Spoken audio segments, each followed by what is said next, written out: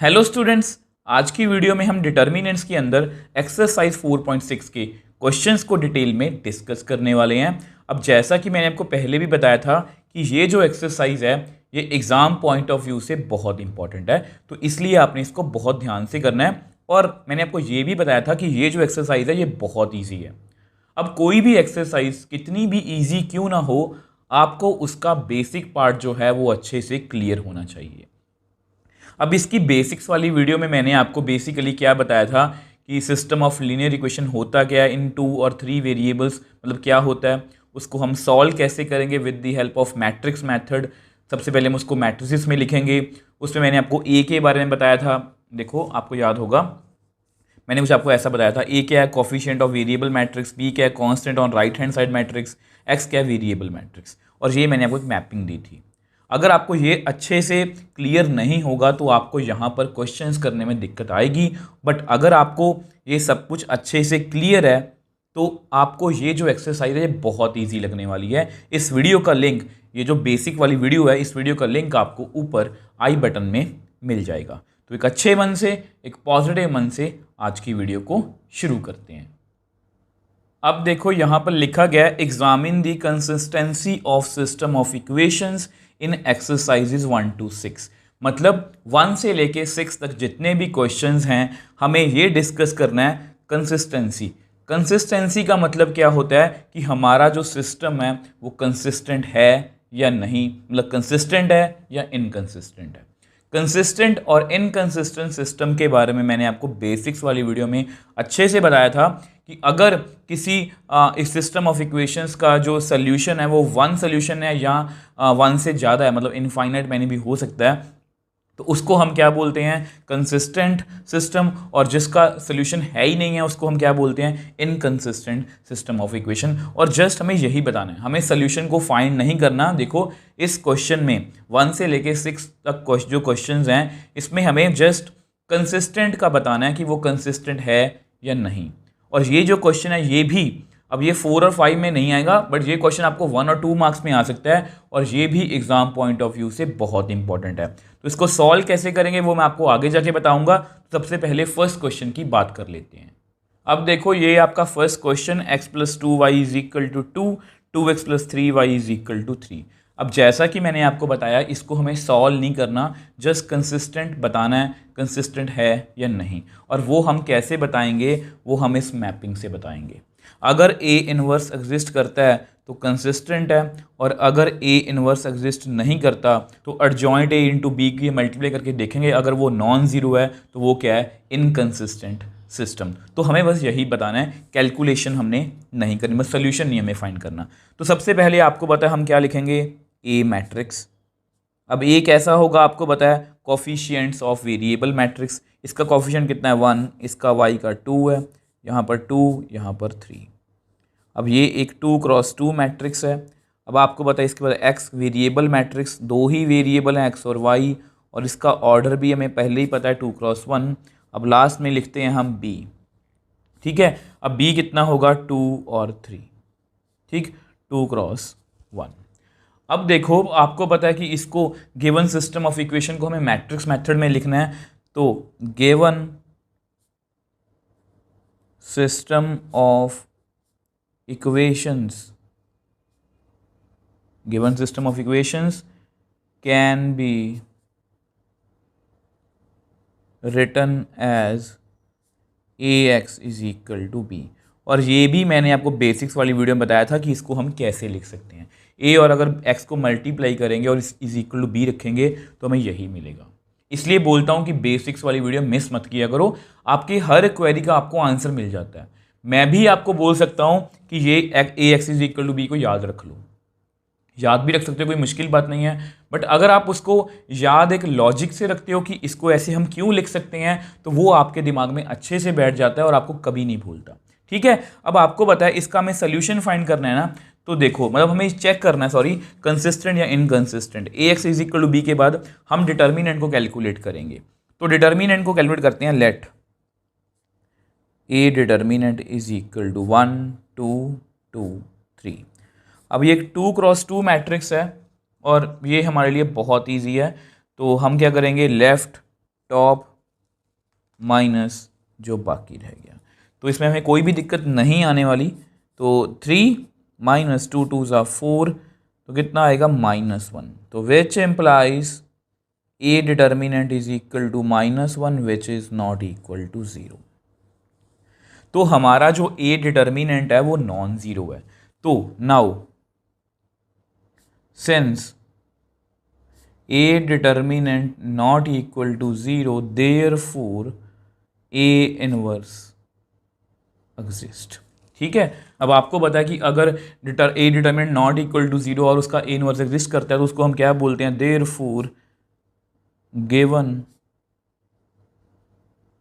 System of equations is consistent. तो अगर हमें यहाँ पर बोला गया होता कि इसको सॉल्व भी करना है तो इसको हम ए इनवर्स को फाइंड करके आगे जाके सॉल्व कर देते, बट उन्होंने हमें यहाँ पर जस्ट ये पूछा कि ये कंसिस्टेंट है या नहीं। तो मैंने देखा कि ए डिटरमिनेंट नॉन जीरो है, तो मतलब वो क्या है, कंसिस्टेंट। अब देखो सेकंड क्वेश्चन की बात करते हैं। 2x minus y is equal to 5, x plus y is equal to 4। बहुत इजी क्वेश्चंस हैं, इसमें भी हमें कंसिस्टेंट और इनकंसिस्टेंट ही इसकी मतलब चेक करना है कि ये कंसिस्टेंट या इनकंसिस्टेंट है या नहीं। तो सबसे पहले हम ए मैट्रिक्स लिखेंगे। देखो आपकी अच्छे से प्रैक्टिस हो जाएगी। 2 माइनस 1, यहाँ 1 नहीं लिखना, यहाँ पर 1 और 1। ठीक है, तो ये मैंने एक 2 क्रॉस 2 मैट्रिक्स लिख ली। उसके बाद आप x लिख लो। ठीक है, x कितना आएगा, वेरिएबल्स मतलब x और y। अब उसके बाद आप b लिख लो, b कितना आएगा, 5 और 4 constants on right hand side. तो इनके ऑर्डर्स जो होते हैं वो प्री डिसाइडेड होते हैं। ठीक है, तो given system of equations can be written as, आपको पता ही है, ax is equal to B, मतलब उसको मैट्रिक्स फॉर्म में लिख सकता हूँ। अब इसके बाद हमारा हमेशा स्टेप होता है ए डिटर्मिनेंट को फाइंड करना। तो A determinant is equal to 2 minus 1 1 और 1। ठीक है, तो आपको पता है 2 क्रॉस 2 डिटर्मिनेंट है, तो लेफ्ट टॉप माइनस जो बाकी रह गया तो करते हैं। तो कितना आएगा, 2 को 1 से किया 2 माइनस 1 को -1 से किया -1, दैट मीन्स 3। अब which implies A determinant is equal to 3 which is not equal to 0। और अगर ये 0 नहीं है, देयरफॉर ए इनवर्स एग्जिस्ट। ठीक है, और अगर ए इनवर्स एग्जिस्ट करता है, आपको पता है ए इनवर्स यूनिक होता है।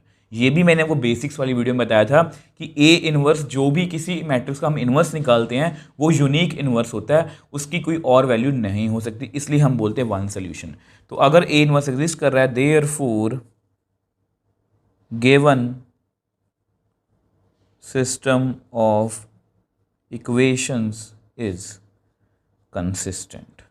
तो ये भी कंसिस्टेंट है, तो ये हमने प्रूव कर दिया। अब सेम वे से थर्ड क्वेश्चन को भी चेक कर लेते हैं। तो नेक्स्ट क्वेश्चन थर्ड की बात करते हैं। x plus 3y is equal to 5, 2x plus 6y is equal to 8। ठीक है, तो सबसे पहले ए मैट्रिक्स को लिखते हैं। Let A is equal to 1 3 2 6। ठीक है, तो ये एक 2 क्रॉस 2 मैट्रिक्स है।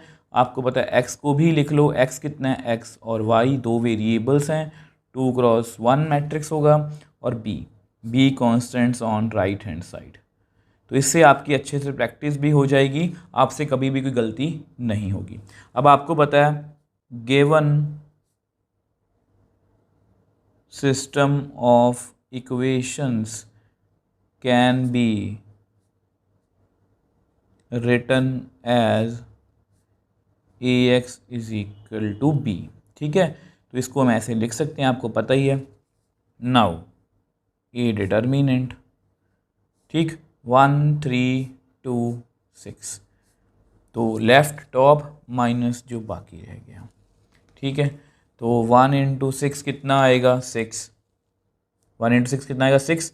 2 इंटू 3 6, तो कितना आ गया, 0। तो which implies A determinant is equal to 0 आ गया। अब यहाँ पर सिचुएशन जो है वो थोड़ी सी चेंज हो गई है। ठीक है, अब देखो वैसे आपको नॉलेज के लिए बता रहा हूँ, मैं आपको अच्छे से एक्सप्लेन कर रहा हूँ, हर एक स्टेप एक्सप्लेन कर रहा हूँ। ये जरूरी नहीं है कि आपने मेरे को कॉपी करना, मैं आपको बहुत बार बोल चुका हूँ। मैं कभी भी ये नहीं बोलता कि आपने क्वेश्चन को मेरे जैसे करना है, जैसे मैंने किया वैसे ही करना है। मैं जस्ट आपको, हर एक स्टूडेंट को समझाने के लिए इतना एक्सप्लेन करता हूँ। अगर आपको मुझे टॉपिक की अच्छे से समझ है तो आप इसमें कट शॉर्ट भी कर सकते हो, जस्ट आपके नोट्स के लिए। जैसे मेरा कहने का मतलब ये है कि अगर ये क्वेश्चन 1 मार्क में आएगा तो आप यहाँ से सीधा इसकी मैट्रिक्स लिख लो 1 3 2 6, उसका डिटर्मिनेंट फाइंड कर दो। आपको पता है वो ज़ीरो है तो उसको हम कैसे टैकल करेंगे, अगर वो नॉन ज़ीरो है तो वो कंसिस्टेंट है। तो आप सीधा भी चेक कर सकते हो डिपेंडिंग अपॉन कि क्वेश्चन कितने मार्क्स का आपको पूछा गया। अब यहाँ पर ए डिटर्मिनेंट ज़ीरो है तो आपको याद होगा बेसिक्स वाली वीडियो में मैंने आपको बताया था कि आपके सामने दो ऑप्शंस आती हैं। अगर ए डिटर्मिनेंट ज़ीरो होना तो आपके सामने दो ऑप्शंस आती हैं। हमें ए इनवर्स तो फाइंड नहीं कर सकते, हम ए इनवर्स तो हम नहीं फाइंड कर सकते क्योंकि डिटर्मिनेंट जो है वो ज़ीरो आ गया। और ए इनवर्स का फॉर्मूला कितना होता है, 1/a डिटर्मिनेंट एडजॉइंट ए। ठीक है, तो मतलब ए इनवर्स तो एग्जिस्ट करेगा ही नहीं, मतलब सोल्यूशन तो आएगा ही नहीं, ये तो पक्का पता है। तो ये वहाँ की वन सोल्यूशन नहीं आएगा, ये पक्का पता है। अब यहाँ पर हमारे पास दो ऑप्शंस हैं, हमें एडजॉइंट ए निकालना पड़ेगा दोनों केसेस में, उसको बी से मल्टीप्लाई करना पड़ेगा। तो यहाँ पर हमारे पास दो सिचुएशन है, इसका मतलब होता है नो सोल्यूशन। ये मैंने आपको मैपिंग में भी बताया हुआ है, ध्यान से देखो, मैंने मैपिंग में आपको एक ही केस डिस्कस करवाया है। अब यहाँ पर ये सिचुएशन भी है, यहाँ पर इनफाइनाइट मैनी भी आ सकता है, यहाँ पर नो सोल्यूशन भी आ सकता है, बट ये वाला जो पार्ट है ये आपका सिलेबस का पार्ट नहीं है, तो अभी इसको डिस्कस करने का कोई फ़ायदा भी नहीं है और हमें ज़रूरत भी नहीं है। ठीक है, तो इसको हम डिस्कस ही नहीं करेंगे, तो ये आपके सिलेबस का पार्ट नहीं है, जस्ट मैंने आपको रिमाइंड करवाया। ठीक है, अब ऐसा करते हैं, इसके बाद अब चाहे A determinant is equal to zero आ गया, A inverse does not exist, but फिर भी हमें ये उसको कैलकुलेट करके दिखाना पड़ेगा कि ये इनकंसिस्टेंट है। अब उसको हम नेक्स्ट पेज पे सॉल्व कर लेते हैं। अब देखो, आपको पता है क्योंकि ए डिटर्मिनेंट ज़ीरो है तो ए इनवर्स डज नॉट एग्जिस्ट। अब मैंने ए मैट्रिक्स लिखा है क्योंकि हमें को फैक्टर्स तो फाइंड करने हैं ताकि हम एडजॉइंट ए तक पहुंच पाएँ। तो सबसे पहले A11, ठीक है, -1 की पावर 1 + 1। अब आपको पता है फर्स्ट रो और फर्स्ट कॉलम को हम छोड़ देंगे तो आपके पास कितना बचेगा, 6। अब बाहर 1 + 1 2 इवन है तो +6। ठीक है, अब यहाँ पर मैं आपको फिर से एक बात बता देता हूँ, अब मैं भी इसको शॉर्टकट से कर सकता हूँ। आपको पता है मैंने आपको इसका शॉर्टकट बताया हुआ है, और मैंने ये भी बताया था कि इसका जो शॉर्टकट है वो आप 1 मार्क के क्वेश्चंस में लगा सकते हो। मतलब कि ऐसा कोई हार्ड एंड फास्ट रूल नहीं है कि अगर आप लगाओगे तो आपको मार्क्स नहीं मिलेंगे, या अगर आप लगा दोगे तो आपके मार्क्स कट हो जाएंगे, मतलब 2 या 3 मार्क्स में से। मतलब अगर आपको 2 या 3 मार्क्स का कोई क्वेश्चन आता है और उसमें अगर आप शॉर्टकट लगा दोगे तो आपके मार्क्स कट हो जाएंगे, मैं ये भी नहीं बोल रहा, बट फिर भी मुझे लगता है कि शॉर्टकट मैंने आपको सिखा दिया, आप खुद से कर सकते हो, तो इसलिए मैं आपको एक बार डिटेल में ही बता रहा हूँ। ठीक है, वो आपके ऊपर डिपेंड करता है कि आप उस क्वेश्चन को किस तरह से लेते हो, कितने मार्क्स का क्वेश्चन है, आप वहाँ पर शॉर्टकट लगाना है या नहीं लगाना, ये कम्प्लीटली आपके ऊपर है। शॉर्टकट वैसे मैंने आपको बताया हुआ। अब A12 तो -1 की power 1 + 2, first row second column, तो मतलब हमारे पास कितना बच गया, 2। अब बाहर 3 है, 1 + 2 3 होता है ना, तो ऑड है, ऑड मतलब माइनस। सेम वे से A21 तो -1 की पावर 2 + 1, तो यहाँ पर सेकेंड रो फर्स्ट कॉलम, तो हमारे पास बचा 3, बाहर ऑड है तो -A22 -1 की power 2 + 2, second row second column, तो कितना आएगा 1, बाहर प्लस इवन है तो +1। ठीक है, तो कोफैक्टर मैट्रिक्स कितनी आएगी, 6 -2 -3 और 1। अब आपको बताया कि हमें क्या करना है, इसका ट्रांसपोज लेना है, तो मुझे एडजॉइंट ए मिलेगा। 6 -2 रो को कॉलम में लिखा, -3 1, तो ये मैंने इसको लिख लिया और हमारा एडजॉइंट ए आ गया। ठीक है, अब आपको पता है now adjoint A into B, ठीक है, is equal to, adjoint A आपके सामने है, इसका ऑर्डर भी लिख लेते हैं 2 × 2। अब बी आपको पता है हमने लास्ट पेज पे लिखा था 5 8, अब इसका ऑर्डर भी आपको पता है 2 × 1। अब आपको पता है मल्टीप्लाई होने के लिए नियरेस्ट पॉइंट क्या होते हैं, सेम, तो यहाँ पर आप सेम लिख लो, और फारदेस्ट पॉइंट क्या होते हैं, मतलब वो का डिसाइड करते हैं ऑर्डर, कि नए मैट्रिक्स का ऑर्डर कितना आएगा, ये आपको पता होना चाहिए। तो मल्टीप्लाई करते हैं तो कितना आएगा, एडजॉइंट ए इंटू बी। तो इसकी रो को इसकी कॉलम के साथ 6 5 30, -3 को 8 से किया -24। अब इस रो को इस कॉलम से कर दिया, कंप्लीट हो गया। अब और भी कॉलम नहीं है तो सेकंड रो की बारी है। -2 को 5 से किया -10, 1 को 8 से किया 8। तो ये हमारे पास एक 2 क्रॉस 1 मैट्रिक्स आ गई, which implies adjoint A into B is equal to, यहाँ पर 6 आएगा, नीचे कितना आएगा -2। अब ये clearly therefore adjoint A into B clearly not equal to 0।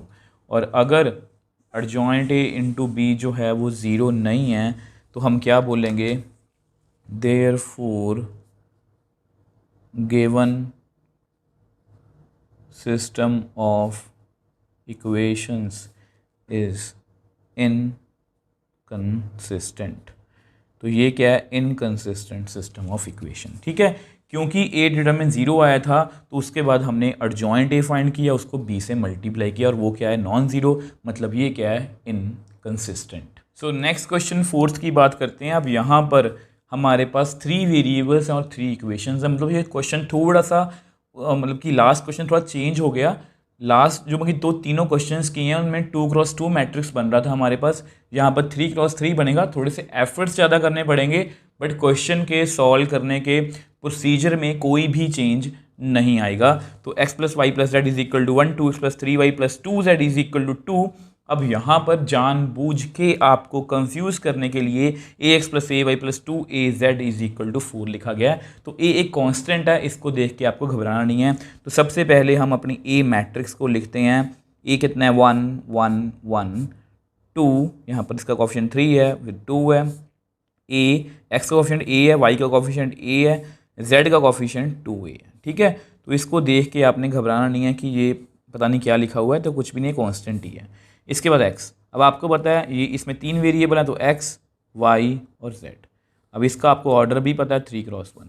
Same way से b मैट्रिक्स, अब b matrix constants on right hand side 1 2 4, 3 cross 1। ये हम इसलिए लिखते हैं ताकि अगर इसका डिटरमिन 0 हुआ तो हमें एडजॉइंट ए इंटू बी, मतलब एडजॉइंट ए इंटू बी को कैलकुलेट करना पड़ेगा। ठीक है, तो now given system of equations can be written as ax = b। तो इसको हम ऐसे लिख सकते हैं। ठीक है, तो सबसे पहले हमें, आपको पता है, इसको सॉल्व करने के लिए, चेक करने के लिए हमें ए डिटर्मिनेंट को देखना पड़ेगा। तो हम क्या करेंगे, यहाँ पर मैं लिख देता हूँ, we have to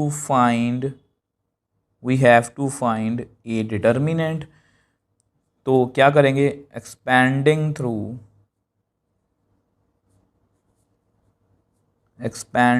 through रो 1। तो इसको हम रो 1 से एक्सपैंड करेंगे। आपको पता है वैसे हम किसी भी रो या किसी भी कॉलम से कर सकते हैं। तो आपको पता है सबसे पहले A11 मतलब 1, तो हम क्या करेंगे, 1 वाली रो और 1 वाली कॉलम को छोड़ देंगे, तो 3 2a 2a। अब उसके बाद A12, ये कौन सा एलिमेंट है, A12 मतलब नेगेटिव होता है, 1 + 2 3 मतलब नेगेटिव। अब माइनस का साइन वहाँ पर 1 है, तो 1 वाली रो और 1 वाली कॉलम को हम छोड़ देते हैं, तो 2 2a 2a। अब लास्ट +1। ठीक है, तो फर्स्ट रो थर्ड कॉलम छोड़ दो, 2 3a a।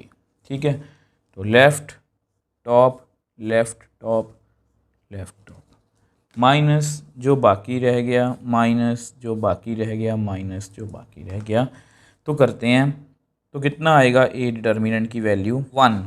3 × 2a 6a, -2 को a से किया 2a, -1 2 को 2a से किया 4a, a को 2 से किया 2a, +1 2 को a से किया 2a, -3 को a से किया 3a। ठीक है, तो which implies A determinant is equal to, यहाँ पर कितना आएगा 4a minus 1 into 2a plus 1 into minus A. तो which implies A determinant is equal to 4a minus 2a minus A, तो कितना बन गया 4a माइनस 3a। तो which implies A determinant is equal to A which is not equal to 0।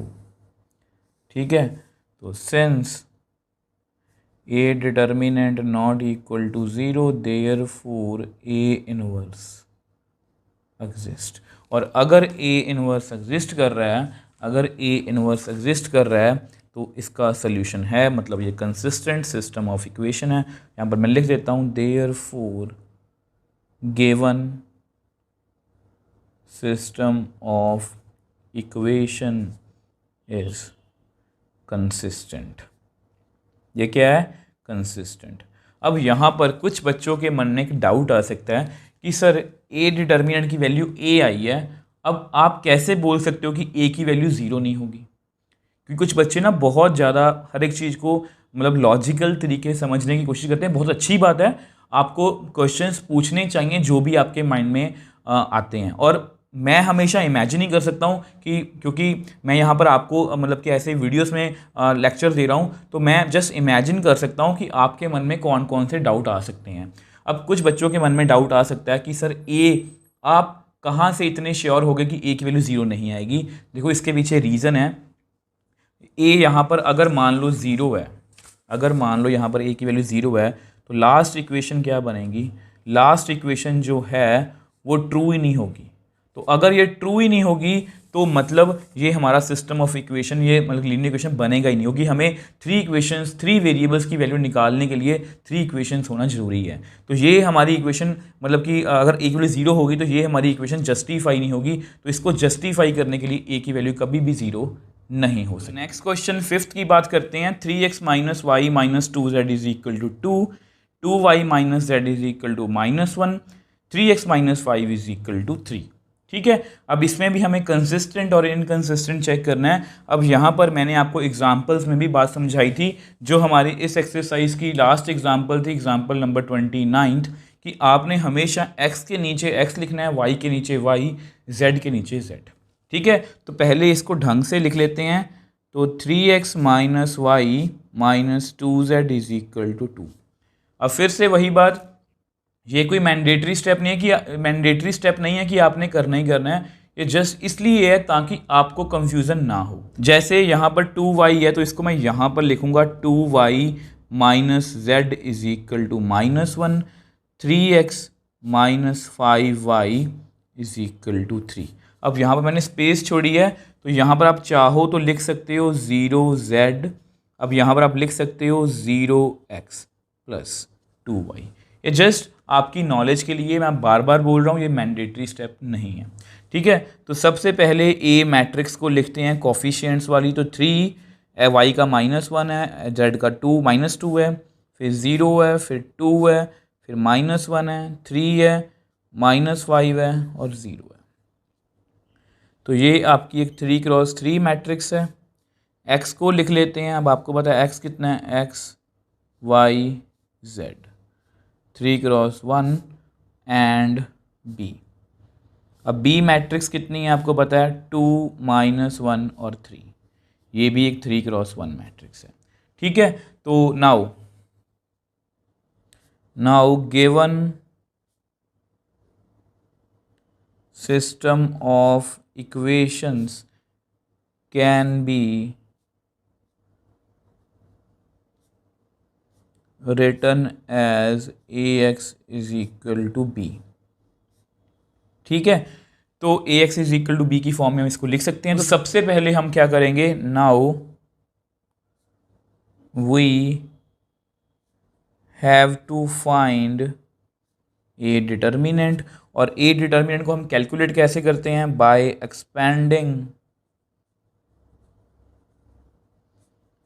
Expanding through रो 1। तो इसको हम रो 1 से एक्सपैंड करेंगे। तो आपको पता है A determinant is equal to 3। तो 3 वाली रो और 3 वाली कॉलम को हम छोड़ देते हैं। तो 2 -1 -5 0, उसके बाद माइनस होता है। अब यहाँ पर माइनस पहले से भी है, तो यहाँ पर आपने गलती नहीं करनी, ठीक है। क्योंकि अगर आपने डिटर्मिनेंट में प्लस और माइनस में गड़बड़ कर दी और उस एक प्लस और माइनस की वजह से आपका डिटर्मिनेंट ज़ीरो या नॉन ज़ीरो कुछ भी गलत बन जाए तो आपका पूरा क्वेश्चन रॉन्ग हो सकता है। तो -1 वाली रो और -1 वाली कॉलम को हमें छोड़ना है। तो 0 3 -1 0, लास्ट -2।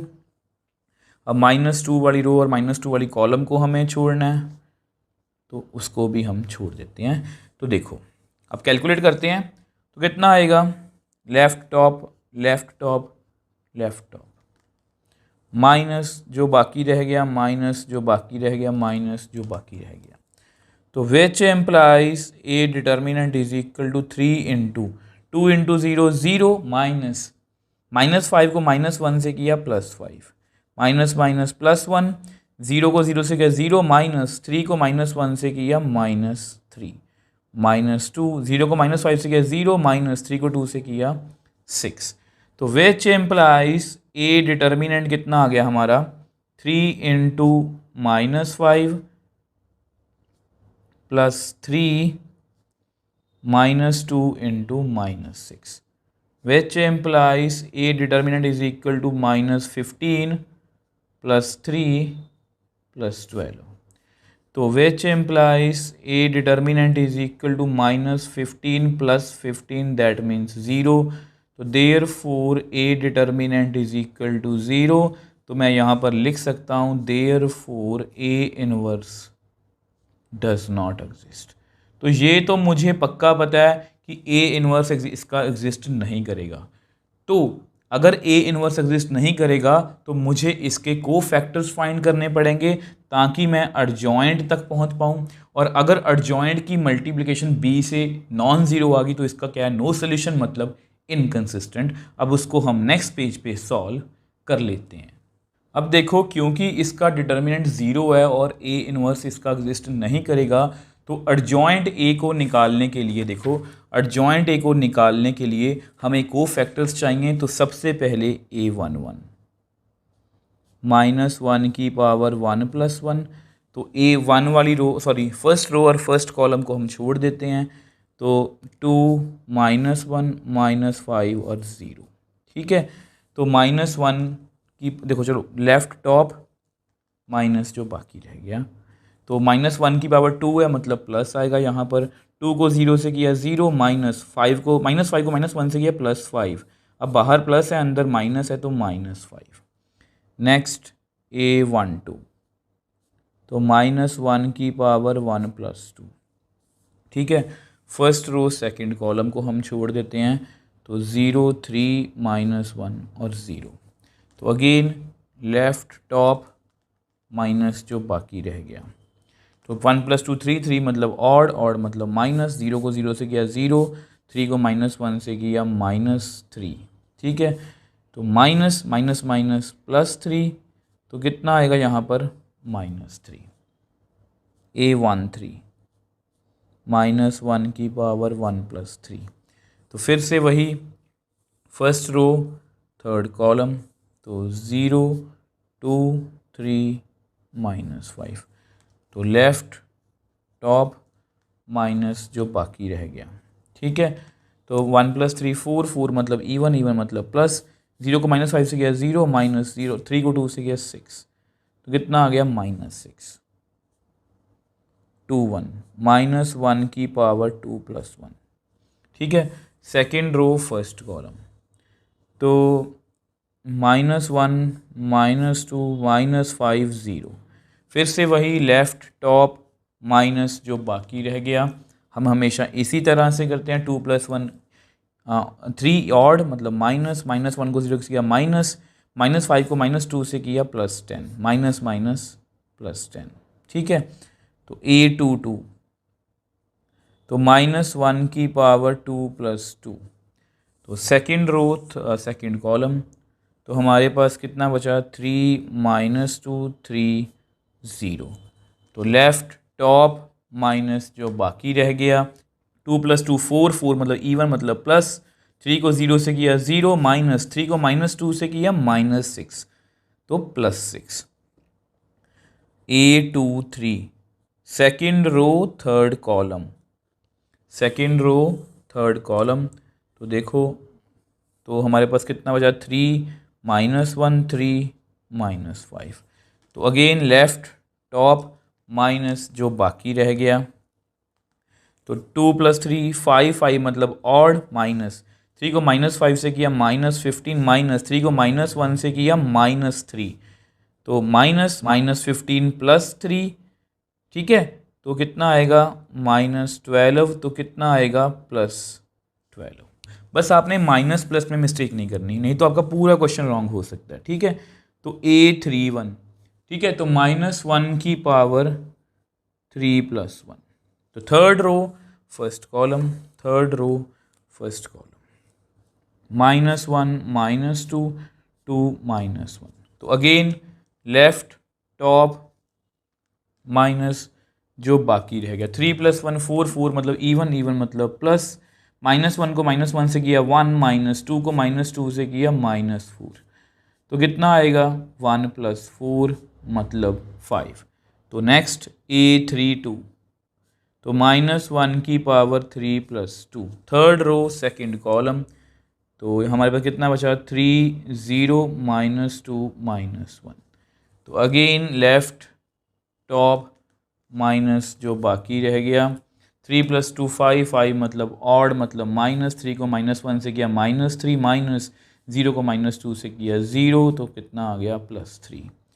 अब A33 ये लास्ट है, -1 की पावर 3 + 3, ठीक है, तो कितना आएगा यहाँ पर हमारे पास 3 -1 0 2, तो अगेन लेफ्ट टॉप माइनस जो बाकी रह गया, तो देखो 3 + 3 6 मतलब इवन मतलब प्लस, 3 2 6 -0 मतलब +6, तो सभी कोफैक्टर्स मैंने निकाल लिए। तो इसके बाद कोफैक्टर मैट्रिक्स, ठीक है, कोफैक्टर मैट्रिक्स किस तरह से आएगी, -5 -3 -6 10 6 12 5 3 6, तो ये हमने कोफैक्टर मैट्रिक्स निकाल ली 3 × 3। अब इसका कर दो आप ट्रांसपोज, तो हमें क्या मिलेगा, एडजॉइंट ए, फर्स्ट रो को कॉलम में लिख दो, सेकंड रो को सेकंड कॉलम में, थर्ड रो को थर्ड कॉलम में, तो हमें एडजॉइंट की वैल्यू मिल गई। अब हमें क्या चाहिए, एडजॉइंट ए इंटू बी, ठीक है, अब उसको हम नेक्स्ट पेज पे कैलकुलेट कर लेते हैं। अब देखो आपको पता है हमें एडजॉइंट ए इंटू बी को कैलकुलेट करना है, ये एडजॉइंट की वैल्यू है, ये बी की वैल्यू है, इन नियरेस्ट पॉइंट सेम है, ऑर्डर क्या होगा 3 × 1, तो मल्टीप्लाई करते हैं, तो इस रो को इसको कॉलम से, -5 को 2 से किया -10, 10 को -10 से -1 से किया -10, 5 को 3 से किया 15, ये ख़त्म हो गई।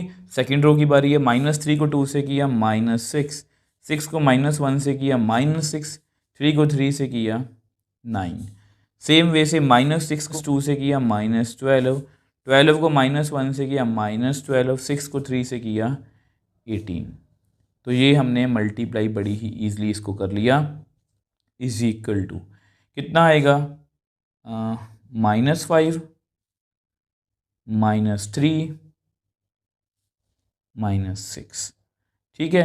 अब क्लियरली ये ज़ीरो नहीं है, क्लियरली ये ज़ीरो नहीं है, therefore adjoint A into B not equal to zero, और अगर ये नॉट इक्वल टू ज़ीरो है तो देयरफॉर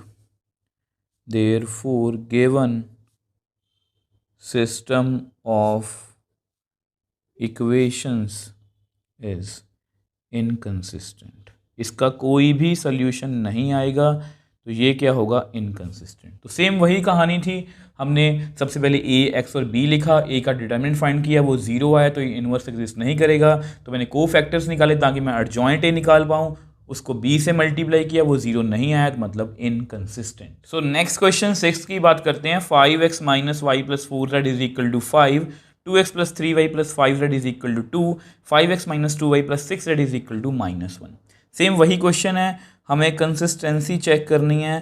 तो सबसे पहले कोफिशिएंट ऑफ वेरिएबल्स, तो 5 माइनस 1 4, 2 3 5, 5 माइनस 2 6। तो ये मैंने लिख लिया ई मैट्रिक्स 3 क्रॉस 3। अब इसके बाद x कितना है, x y और z, ठीक है, ये भी एक 3 क्रॉस 1 मैट्रिक्स है। नाउ उसके बाद बी मैट्रिक्स 5 2 -1, जो आपके राइट हैंड साइड में कॉन्स्टेंट्स हैं, ठीक है। Now given system of